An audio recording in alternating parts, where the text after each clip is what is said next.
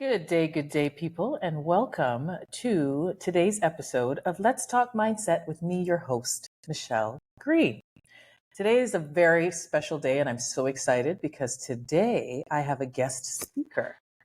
And full disclosure, she happens to be my cousin. She is also a librarian, at the Toronto Reference Library Arts Department. She is a community radio host of the Jolly Journey and an executive producer of folkrecovery.org. And as a knowledge sharer and a creative, she can she her constant goal is to merge her skills within collectives and positivity, impact, diversity in communities, and our global responsibility. So, welcome to our guest today. Her name is Kejo Buchanan. Welcome, Kejo. Thank you, cousin Michelle Green. And Kejo Buchanan also likes to write ridiculously long bios that hosts cannot read. That's okay. That's okay. Thank you very much. I apologize. No worries. I'm so glad that you're here today. Now, our topic today that we're going to talk about is generational trauma. And generational trauma is the idea that traumatic experiences can leave an indelible mark echoing through generations.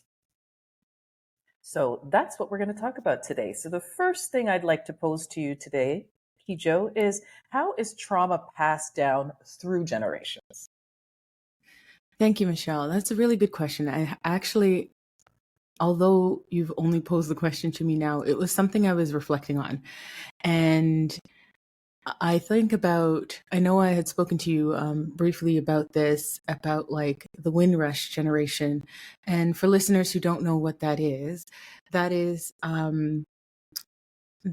those Caribbean people that were invited to, and that includes our Jamaican grandparents, that were invited to England to help rebuild the country after the war. And these are, of course, there's lots of beautiful pieces written, books and film and TV now, and I trust that people will engage in it. But the generational trauma comes in because sometimes when a parent has to leave their children for a long time and only bring one and maybe two at a time, there is an issue around abandonment. And we have a lot of that speaking specifically in our experiences as Jamaican people, because some of our parents or grandparents have left the island and then sent, or maybe not has sent for us at all. And I talk about that because that is in my family. I'm not going to go into the details. Maybe, one day I'll have an all-inclusive, exclusive biography. But right now, I'm just mentioning it because it's important for those people who have been through it and are listening and maybe trying to develop an understanding. Yes, our parents and grandparents make decisions, but sometimes those decisions can be very harmful in families. And we carry that forward because now we think it's okay to treat our children the same way and not show up for them and think, well, it'll toughen them up, and not realizing it's like actually the more love is better for them than the less. The more of your presence you can offer is better than the less.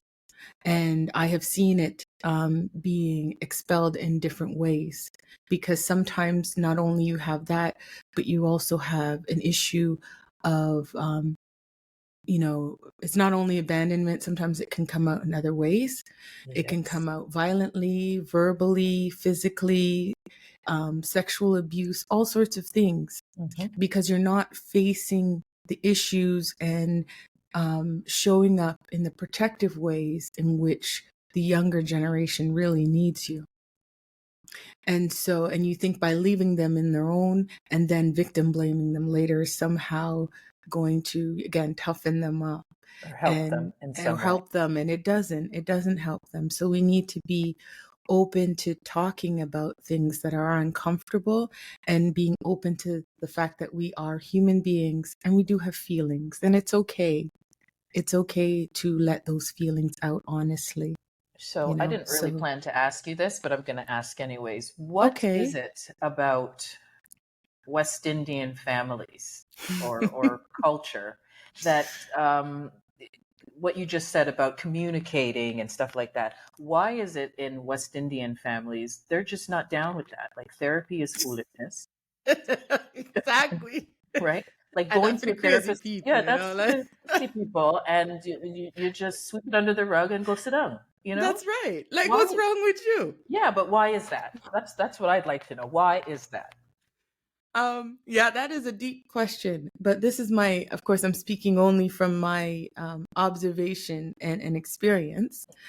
And what I've noticed about the sweeping under the rug, it's like I feel like um, I don't know if it's to be in this state of survival all the time, and possibly even the generations before, those that are in the middle of the Ma'afa, the transatlantic slave trade, those that are in the middle of being enslaved on lands that they're generationally born on, and no long and not seen as a full citizen and participant, but yet they have to make choices that are very hard. And yes, our parents have made choices that are very hard. But if we can't, like, I feel like that toughness, that thick skin and broad shoulder Mm-hmm. can be sometimes good, but sometimes a disservice if we do not be honest about all the emotions underneath. For me, Michelle, I am fire and water underneath my pragmatic shell. And I have to be honest about that. And I know we'll get into it, but back to your question, like, what is it about sweeping things? Because it's more comfortable. Nobody wants to be honest, you have to be ready to be uncomfortable and set boundaries. And the thing that we have talked about is also setting a sense of accountability. Yes. What was my role in all of this? Mm-hmm. And that is very hard for some people. Some people can be honest about that. Yeah, and own But it. for those of us that can't be honest about that, and very kind of defensive language, then, yeah, just it's fine. And I just want to touch on one thing before we move forward. I'm so sorry. I know we have a lot of things to cover. Mm-hmm. But I thought about it, and you can talk to me what you think about this too. Is that the keeping up with appearances? Mm-hmm. Like, we code switch at work, as Black people, and I won't get into that, but we do that sometimes to make ourselves more digestible and approachable. Right. But what if I talk in my real voice, Michelle? What if Mm-hmm. I speak in my real voice? Mm-hmm. Right? Or what if And you so, speak with your Jamaican accent? with my Jamaican accent, and, then Uh-huh. they're going to think I'm in sense and I can't read a book, And right? that's it. And so these are the things. Mm-hmm. And what I found is that we do that sometimes in our families. We code switch to make other people comfortable around us instead of presenting ourselves honestly. Yeah. And so thank you for that question. Yeah, it's in other words, it's like dimming your light because you're Yes. too bright for some people. And the way I see it now, living my life, I'm a 52-year-old woman, and I think that if my shine is too bright for you, buy some sunglasses. That's how I feel, right? That's how I feel in this age, the day and age that I'm in right now. Now, the Michelle of 20 years ago would not feel that way. I would dim my light just to make others comfortable. Now I'm not doing it. Buy sandakas. That's how I feel. Absolutely. Yes. Thank you. All Speak right. the truth, sis. Thank you. All right. So, my second question for you is, can generational trauma be healed? Yes. Yes, I think both of us have done the work, and continue to do the work. And Yes. so we understand that it is possible. I'm 48 now, but I didn't really start the work probably until I was hitting 40. You're I'll right. be honest. Mm-hmm. I've been in and out of relationships. I was helping them, but I wasn't dealing with me. Right. right? Right. And so and like you said, and about the light dimming and accommodating to so many people, and I Yeah. stopped doing that. Yes. And so yes, it is possible, and but it can't happen in a bubble, and you can't expect one person to resolve all those issues for you. Right. You have to go into community. You may need to seek out um, some trauma-based therapy to go through things, someone who isn't directly involved in all of the things that you're going through, Absolutely. and exactly, and can give you an unbiased opinion on things, and guidance, because it's not even so much about their opinion. I find from my therapy sessions, I'm not going through those specific right now. I do other things, and I'll talk about that in a second. But what I found is that it really helped me to slowly get comfortable, and also slowly to identify that what I went through, I shouldn't have to have gone through. Like, I Amen. needed that voice. Mhm. And eventually you'll hear it inside. But at first, you're finally getting the support and the empathy, and the person you probably need when you're going through your trauma and drama is now there. Yes. And you deserve that much. You, Michelle, you listener, you deserve somebody who understands Yes. and isn't And gonna, and like we you said, push it we under the rug. also Or we also deserve that safe space. That yes. safe space where we can feel safe to express exactly how we're feeling, regardless of Hmm. how awful it may seem, right? We need Hmm. safe space, non judgment. And I think that I will sing the praises of therapy until I Hmm. die because Same. therapy has gotten me Wow. through a lot. You know, I Hmm. mean, the generational trauma that I've gone through myself, Hmm. the loss of my husband 3 years ago yesterday.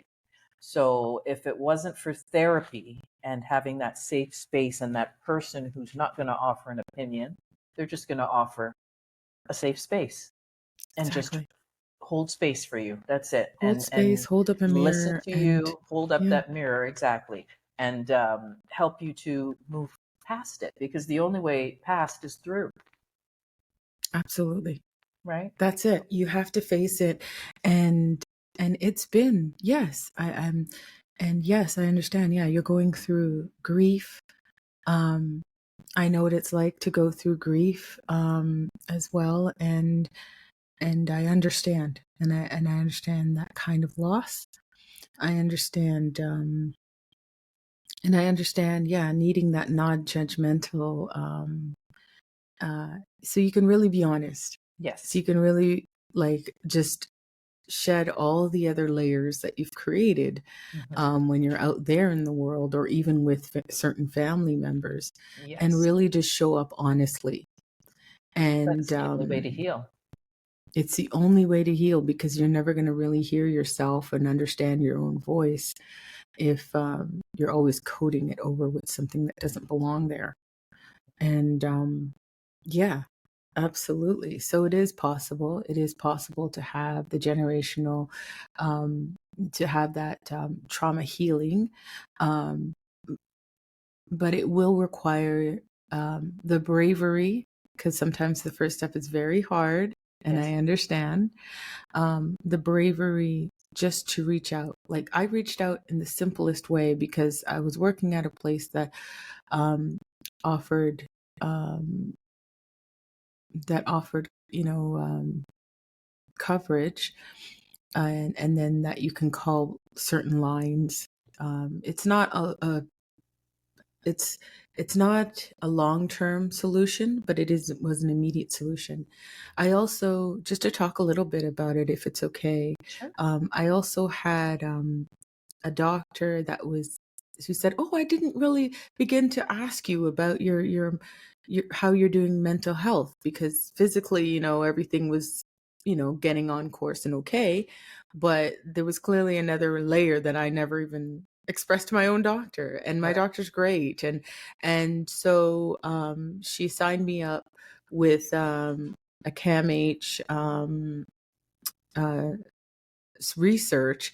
And what that research was, and it made all the difference, was to do check-ins. So they'll check in every day, they'll check in every week, they check in every month, and go through the questions, and as grueling as question is, like the questions of how suicidal you are, like just different questions, there's different prompts, and just it helped me to reflect a little bit, because some of the questions were like, like, what did you do? Like you said, what are you doing for your self-care and what you're doing for yourself today?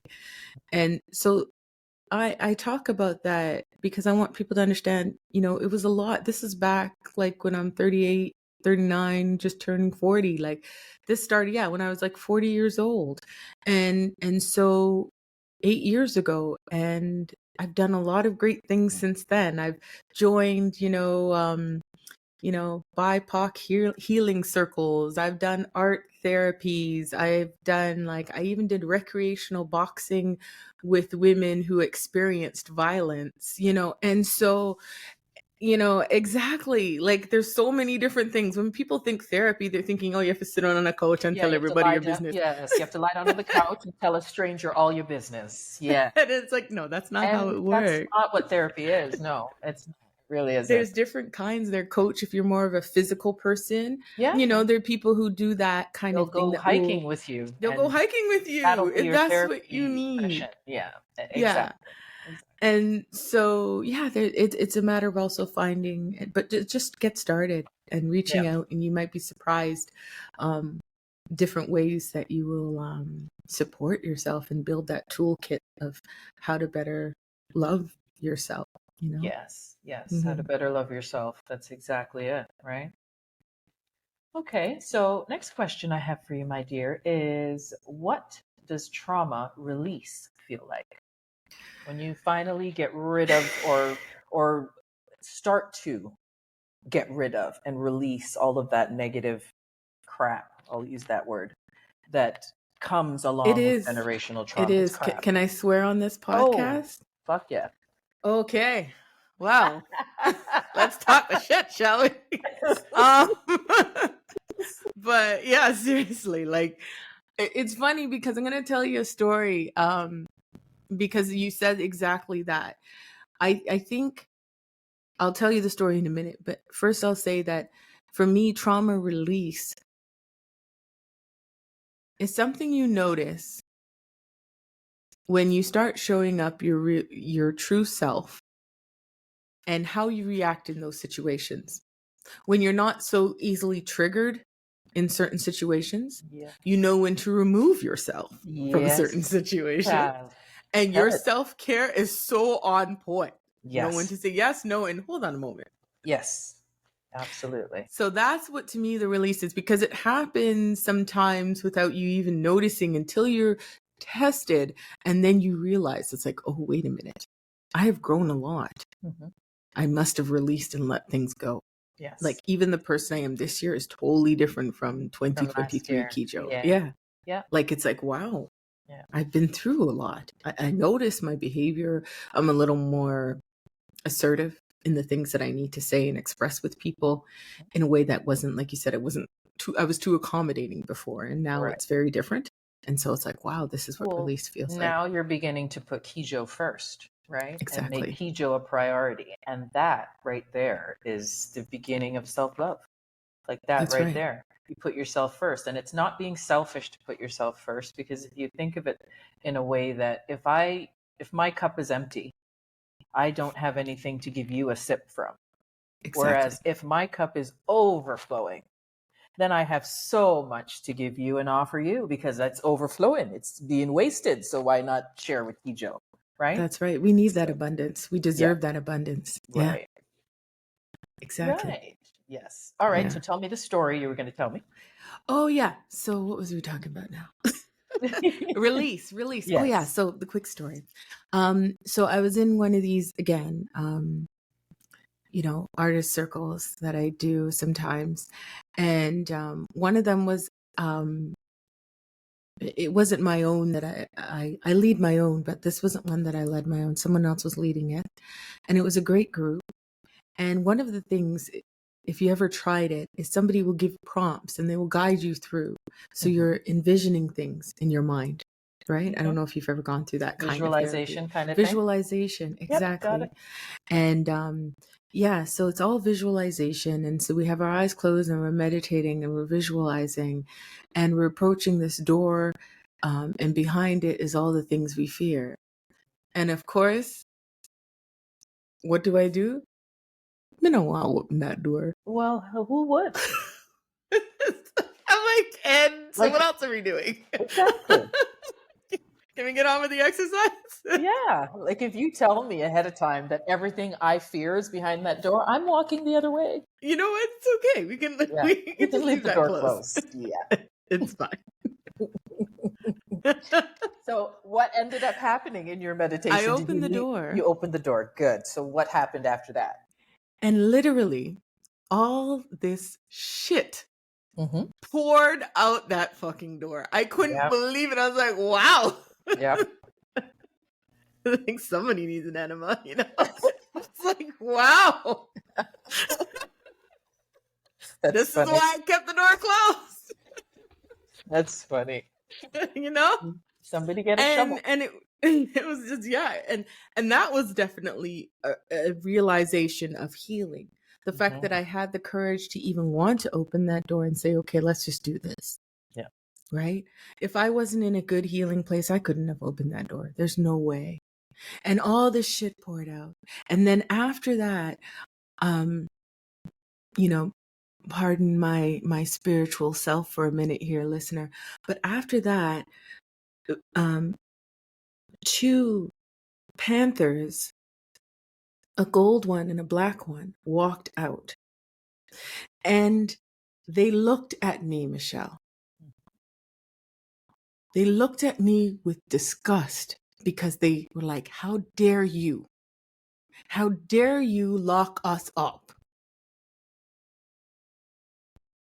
And I thought about that, and I've told this to a friend of mine, and even in the talk, and was given some guidance on that because the panther has a very specific meaning in Mayan culture and stuff like that, and so we went into the panther medicine and all of that. But I still look at that symbolically and realize, well, these are the parts of who I am that I have locked away with all that accommodating.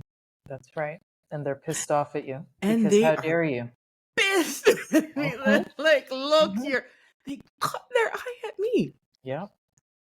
And I couldn't look away, which was the best part. I couldn't look away because I'm like, yeah, they're damn right. Yeah. How dare I not show up in my true and most honest self? Authentic self. Yes. Authentic self. Thank you, Michelle. Yes. Yes. So that's the story. You know, don't that's when you know you've released, when you're no longer locking up those parts of yourself. Yes. That's a great story. That's a great metaphor, and I'm going to use it. I'm going to teeth it. I'm just letting you know. There it is. It's been set out in the universe. That's right. I'm going to teeth it for one of my coaching sessions. No, that's good. That's very powerful what you just said. Yeah. Right? And I'm glad. And you are right. It is release is healing is possible, and release is a wonderful thing. You're right. The way that you show up for yourself, I find myself showing up for myself more. I find myself putting my own mental, physical well-being as a priority. And I mean, being a mother, a grandmother, it's hard to put yourself first before all of these people. But I am determined to do that. And because, like I said, if my cup is overflowing, then I have lots and plenty to give to everybody else who's needing. But if I'm depleted, then I'm of no use to anybody, including myself. There it is. So there it is. All right. Well, I wish that we could dive deeper, but I think what I'll do is have you on the podcast again, my dear, so that we could dive deeper into certain topics. I loved having you on. I really did. This was awesome. This was beautiful. Yeah, it was really good. Thanks. And so tell the people them what Yes. you're up to these days. What do you projects are you doing? What are you up to? I'm up to a lot of things. Trying to continue at work. I do artist circles when I can. And yes, I'm a librarian at Toronto Reference Library. And one of the projects that I released last year was folkrecovery.org. I have put that on the shelf just for a moment because I want to build my own Jolly journey, my own storytelling ability right now. And so I still do Jolly Journey. And Jolly Journey is a folk acoustic terrain of sound. And I do that every Wednesday at 6 p.m. And it features on a community radio station called metradio.ca. And so please tune in at 6 p.m. Eastern Standard Time, listener, if you can. Every On other week, Wednesdays. on Wednesdays, every other week, I do a new feature, a new premiere, and sometimes I do replays. But Okay. yeah, that's my focus right now is with Jolly Journey. But I encourage you, yes, and if you're looking for anything else that I'm up to, please just reach out at Kejo Kejo Buchanan Buchanan. And you can find me on Instagram, and you can find me on the Twitter X and the LinkedIn and whatever your comfort zones are. Sorry, I'm not on the All, Facebook, all of but but all of the social medias but except the all of fact. this, but many of the socials are out there, and you will find me, and they're public facing, so you'll find me, and yeah, please reach out and see what I'm up to, and I can see what you're up to as well. But So yeah, thank you, Michelle. you're very welcome. Okay, so now Michelle is going to plug her new book, Okay, Story of Love. That's my new book out. And the reason I'm yes, plugging it and that's now is healing right there. It that's is a right, story of story of love. love. And That's right. when you say love, most people think romantic love. Now that is a part Yeah. of it, but Hmm. really it's self-love. That's Hmm. what the takeaway from the book is. So it's called Story of Love by me, Michelle Green, and it's on Amazon right now. So the last question I'd like to pose to you, Kejo, is what does self-love mean to you? Well, I think we touched on it quite well, Michelle. Thank you. Self love for me is is two things actually. It's me listening to my body. Those cues that come through let me know what I need to do next. And it is also bringing my most authentic, not my just my authentic voice, my authentic presence into each current moment, honoring that space. That is what self love is for me. Thank you. Thank you for asking the question. What's self love for you, Michelle? Let's see. Self-love for me is resilience. It's putting myself first. It's knowing what boundaries to set, whether it be with friends, family, co-workers, children, setting those boundaries. And like you said earlier, I know now when to remove myself from a situation that's not serving me. The old Michelle, okay, who Would have didn't stayed and really have, endured. that's right, that didn't really have that much self love for myself, the old Michelle, would have stayed and endured, like you said, and picked a fight and maybe cussed some bad word. And I was it gonna would, say because I yeah, know you're a fighter. you know your cousin, right? So that would have been the old Michelle. But Yeah. because I have evolved Hmm. and I've learned to love myself, all the flaws. I've been able to strip it down and just look in the mirror and say, this is you, warts and all, Yes. and I love every bit of me, Yeah. flaws and all. I wouldn't change me for the world. Absolutely. Yeah, so that's how I feel, and I'm glad I'm not the old Michelle. Yeah. You're just at home with you. That's beautiful. Yes, Thank yes, you. very comfortably in my skin. I am. Yeah, very much. Well, thank you so much, Joe. I appreciate it. Yes. Much love to you, Michelle. Yes, Thank you this for was bringing us awesome. together. Thanks, And Mish. you're very welcome. And thanks, listeners. This has been another episode of Let's Talk Mindset with your host, Michelle Green. And I hope you enjoy. And if this resonates with you or anybody else you know, I would love it if you would share and like and comment. Ciao.